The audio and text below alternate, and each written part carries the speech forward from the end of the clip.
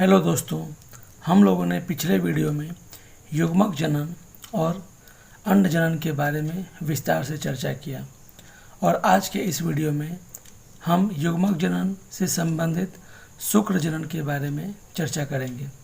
तो चलिए जानते हैं युग्मक जनन और शुक्र जनन की प्रक्रिया क्या होती है।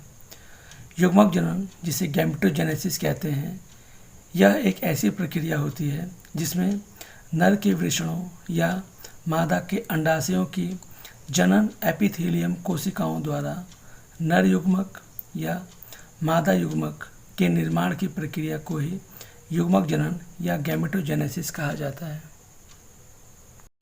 दोस्तों, जैसा हमने पिछले वीडियो में देखा था कि यदि युग्मक बनने की प्रक्रिया नर में संपन्न हो रही है तो उसे शुक्र जनन कहा जाता है, परंतु यदि युग्मक मादा के अंडाशयों में बन रहे हों तो उस प्रक्रिया को अंड जनन कहते हैं। अर्थात नर में होने वाली प्रक्रिया को शुक्र जनन कहते हैं और मादा में होने वाली प्रक्रिया को अंड जनन कहते हैं, और इन दोनों प्रक्रियाओं को ही युग्मक जनन या गैमेटोजेनेसिस कहा जाता है। अर्थात नर में शुक्र जनन की प्रक्रिया अलग होती है और मादा में अंड जनन की प्रक्रिया अलग होती है। दोस्तों, यदि नर के वृषणों की जनन एपिथेलियम कोशिकाओं द्वारा नर युग्मक यानी शुक्राणुओं का निर्माण होता है तो इस प्रक्रिया को ही शुक्र जनन या स्पर्मेटोजेनेसिस कहा जाता है। परंतु जब मादा के अंडाशयों की जनन एपिथेलियम कोशिकाओं द्वारा मादा युग्मक यानी अंडाणुओं का निर्माण होता है तो इस प्रक्रिया को अंड जनन कहा जाता है। अर्थात नर के वृषणों में शुक्र जनन की प्रक्रिया संपन्न होती है और मादा के अंडाशयों में अंड जनन की प्रक्रिया संपन्न होती है। तो दोस्तों, जैसा हमने पहले ही बताया कि इसके पिछले वीडियो में हम लोगों ने अंड जनन के बारे में चर्चा की है, लेकिन इस वीडियो में हम लोग शुक्र जनन यानी स्पर्मेटोजेनेसिस के बारे में चर्चा करेंगे। शुक्र जनन एक ऐसी प्रक्रिया होती है जिसमें नर के वृषणों की जनन एपिथेलियम कोशिकाओं द्वारा नर युग्मक यानी शुक्राणुओं का निर्माण होता है, तो इसे ही शुक्र जनन यानी स्पर्मेटोजेनेसिस कहते हैं। यह चित्र एक नर जनन तंत्र का चित्र है। इसमें नर जनन तंत्र के सभी अंगों को दिखाया गया है। नर जनन तंत्र में जो मुख्य अंग होते हैं उसमें सबसे मुख्य अंग टेस्टिस यानी वृषण होता है। उससे निकलने वाली ट्यूब एपिडिडाइमिस होती है। फिर vas deferens, seminal vesicles, penis, urethra और कुछ ग्लैंड्स जैसे prostate gland, bulbo urethral gland आदि नर जनन तंत्र के कुछ मुख्य अंग हैं। दोस्तों, इस नर जनन तंत्र में ही जो टेस्टिस उपस्थित होता है उसमें ही शुक्र जनन की प्रक्रिया यानी स्पर्म बनने की प्रोसेस संपन्न होती है। नर में 2 वृषण होते हैं और इन दोनों वृषणों में ही सेमिनिफेरस ट्यूब्यूल्स के अंदर ही स्पर्मेटोजेनेसिस की प्रोसेस होती है, जिसके द्वारा शुक्राणुओं का निर्माण हो पाता है। इस चित्र के द्वारा हम टेस्टिस के इंटरनल पार्ट को समझ सकते हैं। टेस्टिस के इस इंटरनल पार्ट में हम ढेर सारी सेमिनिफेरस ट्यूब्यूल्स को देख पाते हैं। इसी सेमिनिफेरस ट्यूब्यूल्स में ही स्पर्म्स का फॉर्मेशन होता है। यह स्पर्म सेमिनिफेरस ट्यूब्यूल्स में बनने के बाद फिर वास डिफरेंस के रास्ते बाहर जाती हैं, लेकिन वास डिफरेंस से जाने से पहले यह बहुत ही क्वाइल्ड संरचना, जिसको एपिडिडाइमिस कहते हैं, में कुछ समय तक स्टोर रहती हैं। उसके बाद आवश्यकता अनुसार ये एपिडिडाइमिस से निकलकर वास डिफरेंस से होते हुए यूरेथ्रा के रास्ते नर जनन तंत्र से बाहर निकल जाती हैं।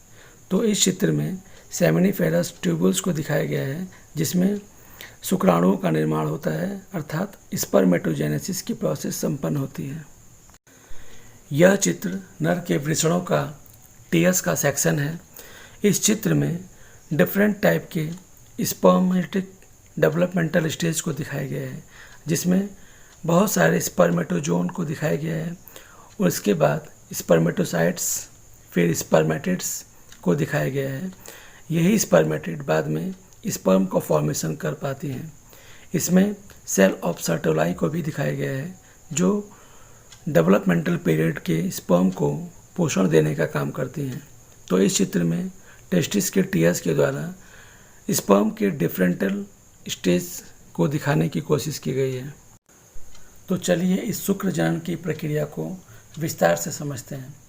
शुक्र जनन की क्रिया निम्न पदों में संपन्न होती है, जिसमें से पहला स्टेप होता है स्पर्मेटिड का निर्माण और दूसरे स्टेप में इन स्पर्मेटिड से शुक्राणुओं का निर्माण होता है। अतः शुक्र जनन की पूरी प्रक्रिया इन 2 चरणों में कंप्लीट होती है, जिसमें पहले चरण में स्पर्मेटिड बनते हैं और दूसरे चरण में इन स्पर्मेटिड से शुक्राणु बनते हैं। तो चलिए जानते हैं पहला स्टेप स्पर्मेटिड का निर्माण। दोस्तों, स्पर्मेटिड के निर्माण वाली प्रक्रिया भी निम्न 3 प्रावस्थाओं में बांटी गई है, जिसमें पहली प्रावस्था होती है गुणन प्रावस्था, जिसको मल्टीप्लिकेशन फेज कहा जाता है। दूसरी प्रावस्था होती है वृद्धि प्रावस्था, जिसको ग्रोथ फेज कहते हैं। तीसरी प्रावस्था होती है परिपक्वन प्रावस्था, जिसको मैच्योरेशन फेज कहा जाता है। अतः स्पर्मेटिड का निर्माण इन 3 चरणों में जाकर पूरा होता है। तो अब जानते हैं पहली प्रावस्था, जिसको गुणन प्रावस्था या मल्टीप्लिकेशन फेज कहा जाता है। इस प्रावस्था में जनन एपिथेलियम की प्राथमिक जनन कोशिकाएं यानी प्राइमोर्डियल जर्म सेल्स समसूत्री विभाजन द्वारा बार बार विभाजित होती हैं। इस प्रकार बने कोशिकाओं को शुक्राणुजनक या स्पर्मेटोगोनिया कहते हैं। यह कोशिकाएं द्विगुणित होती हैं। गुणन प्रावस्था के बाद आते हैं दूसरे स्टेप यानी वृद्धि प्रावस्था, जिसको ग्रोथ फेज कहा जाता है।